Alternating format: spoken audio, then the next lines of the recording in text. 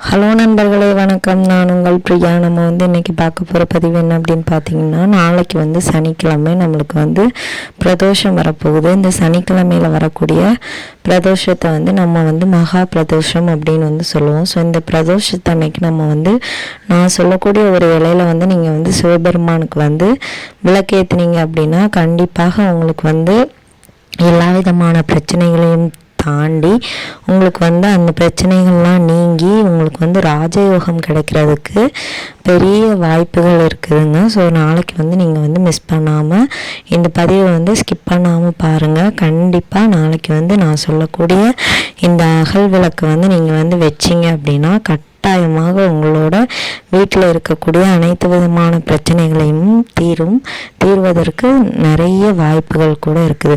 ஒரு வீட்டில் ஒருத்தங்க திடீர்னு வளர்ச்சி ஆகுறாங்க அப்படின்னா அவங்க வீட்டில் இருக்கக்கூடிய அந்த நேர்மறை சக்திகளால் தான். நம்ம வீட்டில் இருக்கக்கூடிய எதிர்மறை சக்திகளை நீக்கிறதுக்காக இந்த விளக்கு நம்மளுக்கு ரொம்பவும் உபயோகமானதாக இருக்கும். அது அப்படி என்ன விளக்கு, அதை போடுறதுக்கு நம்மளுக்கு என்னென்ன மாதிரியான பொருட்கள் தேவை அப்படின்னு பார்த்தீங்கன்னா, நாளைக்கு நம்மளுக்கு பிரதோஷம். ஸோ சிவபெருமானுக்கு உகந்த நாள் உங்கள் எல்லாருக்குமே தெரிஞ்சிருக்கும். சிவபெருமான் அருள் இருந்தாலே நம்ம எல்லாருக்கும் அனைத்து விதமான கஷ்டங்களும் நீங்கி நம்ம வாழ்க்கையை ஒரு மேம்பாடான நிலைமைக்கு வரக்கூடியதை நம்மளால் பார்க்க முடியும். ஸோ நம்ம அந்த சிவபெருமானோட அருளை பெறுவதற்காக இந்த தீபத்தை நாளைக்கு நம்ம ஏற்ற போகிறோம். அது என்ன தீபம், என்ன தேவை அப்படின்னு பார்த்தீங்கன்னா, ஒரே ஒரு அரச இலை தேவை. அரச இலைன்னு சொன்னோடனே உங்களுக்கு ஞாபகம் வரக்கூடியது யாருன்னா நம்மளோட விநாயக பெருமான் தான். அரச இலைக்கு உரித்தானவர் அவர் தான். அப்போ நீங்கள் ஏன் அந்த அரச இலையை சிவபெருமானுக்கு வைக்க சொல்கிறீங்க அப்படின்னு நீங்கள் கேட்கலாம். சிவபெருமானுக்கும் உரித்தான ராஜயோகம் கொண்ட இலை தான் அரச இலை. அதனால தான் அதுக்கு பேரே அரச இலைன்னு வச்சிருக்கிறாங்க. இது சிவபெருமானுக்கும் உரித்தானது. அதே மாதிரி அவரோட மகனான விநாயக கடவுளுக்கும் இந்த இலை உரித்தானது. நாளைக்கு நீங்கள் இந்த இலையில தீபம் ஏற்றும் போது கட்டாயமாக சிவபெருமானோட அருளும் விநாயக பெருமானோட அருளையும் நீங்கள் பெற முடியும். அதே மாதிரி இந்த இலை ஒரே ஒரு அரச இலை, அந்த இலை காஞ்சி போயிருக்கக்கூடாது. அதில் எந்த விதமான கருப்பு புள்ளிகளும் இல்லாமல் அது ஒரு பசுமையான பச்சை நிறம் கொண்ட இலையாக இருக்க வேண்டும். அப்புறம் ஒரே ஒரு அகல் விளக்கு, மண் அகல் விளக்கு தான். நிறைய பேர் இந்த பீங்கான் விளக்கு அப்புறம் பித்தளை விளக்குலாம் வச்சுருக்குறாங்க. அந்த மாதிரி விளக்கு வைக்கக்கூடாது. ஒரே ஒரு மண் அகல், அதை சுற்றி நல்லா கழுவி பொட்டெல்லாம் வச்சுக்கோங்க, மஞ்சள் குங்குமம் வச்சுக்கோங்க. அதில் தேவையான எண்ணெய் என்ன அப்படின்னு பார்த்தீங்கன்னா, நெய் ஊற்றலாம், இல்லை நல்லெண்ணெய், இல்லை இழுப்ப எண்ணெய், இல்லை உங்களுக்கு எந்த எண்ணெய் ஊற்றணுமோ. நெய்யும் நல்லெண்ணெயும் மிகவும் ஒரு அருமையான விஷயம்னே நம்ம சொல்லலாம். அது கிடைச்சது அப்படின்னா அப்புறம் பஞ்சத்திரி, இவ்வளோ தான் நம்மளுக்கு தேவை. இது எதற்காக நம்ம இந்த தீபத்தை ஏற்றுறோம், எந்த நேரத்தில் ஏற்றலாம். நான் முதலே சொன்ன மாதிரி நம்மளோட குடும்ப முன்னேற்றத்திற்கும் வீட்டில் இருக்கிறவங்களோட நலன்கள் பாதுகாப்பதற்கும் இந்த விளக்கு மிகவும் பயனுள்ளதாக இருக்கும். இந்த விளக்கு நம்ம ஒவ்வொரு சனிக்கிழமையும் ஏற்றிட்டு வரும்போது நம்ம வீட்டில் இருக்கக்கூடிய எதிர்மறை எண்ணங்கள் நீங்கி நேர்மறை சக்திகள் அதிகரிக்கும். நேர்மறை சக்திகள் அதிகரிக்கும் போது நம்மளுக்கு காரிய தடைகள் இருந்தாலும் நீங்கும், செல்வ செழிப்புக்கு தடை இருந்தாலும் அது கூட நீங்கும். அதனால தான் நான் முதலே சொன்னேன், இந்த தீபத்தை ஏற்றும் போது உங்களுக்கு ராஜயோகம் கிடைக்கிறதுக்கான வாய்ப்புகள் அதிகம் இருக்குது அப்படின்னு.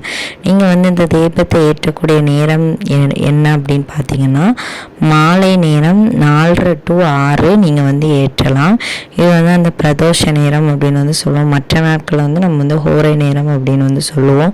நாளைக்கு சனி பிரதோஷம் இருக்கிறதுனால இந்த நேரத்தில் நீங்கள் ஏற்றலாம். அதுவும் மகா பிரதோஷம். அப்புறம் எனக்கு அந்த டைமில் நான் கோயிலுக்கு போகலான்னு இருக்கிறேன். அப்போ நான் எப்போ ஏற்றுறது அப்படின்னு கேட்டிங்கன்னா, இரவு 8 to 9 அந்த நேரத்தில் நீங்கள் இந்த தீபத்தை ஏற்றலாம். இது மார்கழி மாதம் முழுவதுமே ஏற்றிட்டு வரலாம், இல்லை மார்கழி சனிக்கிழமை தோறும் நீங்கள் செஞ்சுட்டு வரலாம். அதுவும் இந்த பிரதோஷ காலகட்டத்தில் நீங்கள் செய்யும்போது அது இன்னும் உங்களுக்கு சிறப்பானதாக இருக்கும். அதுக்கு நீங்கள் என்ன செய்யணும் அப்படின்னு பார்த்தீங்கன்னா, அந்த அரச இலையை எடுத்து அதை நல்லா கழுவி தொடச்சி சுத்தம் பண்ணி வச்சுக்கோங்க. அதுக்கப்புறமா அந்த இலையில வந்து மஞ்சள் ஃபுல்லாக தடவி அதில் வந்து ஒரு குங்குமம் வச்சு பொட்டு வச்சுருங்க. அதுக்கு மேலே நீங்கள் வந்து இந்த அகலை வச்சு தீபம் வந்து ஏற்றலாம். உங்களுக்கு வந்து என்ன மாதிரியான சிவபெருமானோட நாமம் தெரியுதோ அதை வந்து நீங்கள் வந்து சொல்லலாம். உங்களோட கஷ்டங்களை சொல்லிவிட்டு நீங்கள் வந்து இதை வந்து பூஜை அறையிலையோ இல்லை நிலைவாசலில் கூட நீங்கள் வந்து இதை வந்து ஏற்றலாம். நீங்கள் வந்து உங்களுக்கு ஒரு நாமமே தெரியல அப்படின்னா ஓம் நம சிவாய போற்றி அப்படிங்கிறத கூட நீங்கள் வந்து சொல்லிக்கலாம். எத்தனை தடவை சொல்லணுமோ அது உங்களோட விருப்பம். மறக்காமல் உங்களோட வேண்டுதல்களை வந்து சிவபெருமான் கிட்ட கேளுங்க, கண்டிப்பாக கிடைக்கும். ராஜயோகம் உண்டாவதற்கான தீபத்தை வந்து நாளைக்கு வந்து மறக்காமல் நீங்கள் வந்து ஏற்றுங்க.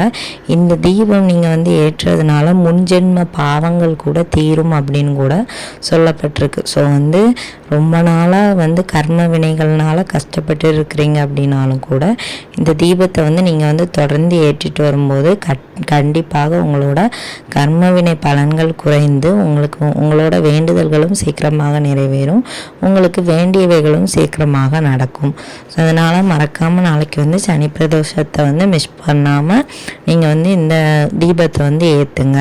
கண்டிப்பாக நல்லதே நடக்கும். நீங்கள் இந்த வீடியோ பார்த்த சிவபக்தர்களாக இருந்தீங்க அப்படின்னா மறக்காமல் ஓம் நம சிவாயன்னு சொல்லிட்டு ஒரு கமெண்ட் மட்டும் போஸ்ட் பண்ணுங்கள். இந்த பதிவு வந்து உங்களுக்கு கண்டிப்பாக உபயோகமாக இருக்கும்னு நினைக்கிறேன். உபயோகமாக இருந்துச்சு அப்படின்னா லைக் பண்ணி ஷேர் பண்ணுங்கள். மறக்காமல் நம்ம சேனலை சப்ஸ்கிரைப் பண்ணி வச்சுக்கோங்க. இந்த வீடியோவின் முழு பதிவை பார்த்ததற்கு மிக்க நன்றி.